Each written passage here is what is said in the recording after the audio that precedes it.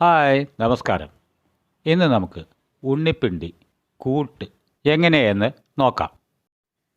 ഒരു കുക്കറെടുത്ത് അതിൽ തുവരപ്പരിപ്പും അല്പം കടലപ്പരിപ്പും ചേർത്ത് അരിഞ്ഞു വെച്ച ഉണ്ണിപ്പിണ്ടിയും അല്പം മഞ്ഞൾപ്പൊടിയും ചേർത്ത് വേവിക്കാൻ വയ്ക്കുക.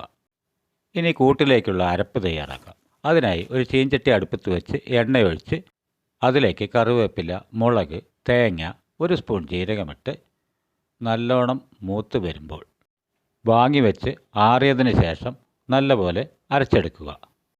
വേവിച്ച് വെച്ച ഉണ്ണിത്തണ്ട് നമ്മളൊരു ചീനിച്ചട്ടിയിലേക്കിട്ട് അതിലേക്ക് ഈ അരപ്പ് ചേർത്തിയതിന് ശേഷം അല്പം ശർക്കര പൊടിച്ചതും ചേർത്തി ആവശ്യത്തിന് ഉപ്പിട്ട് ഇളക്കി മാറ്റിയതിന് ശേഷം ഒരു ചീനച്ചട്ടി വെച്ച് അതിലേക്ക് എണ്ണയൊഴിച്ച് ചൂടാവുമ്പോൾ കടുക്, മുളക്, കറിവേപ്പില എന്നിവയിട്ട് നന്നായി പൊട്ടിച്ചതിന് ശേഷം അതിലേക്ക് നാളികേരമിട്ട് നന്നായി മൂത്തതിന് ശേഷം എടുത്ത് നമ്മൾ ഈ കറിയിൽ ചേർത്ത് നന്നായി ഇളക്കി കൊടുത്തതിന് ശേഷം ഉപയോഗിക്കുക.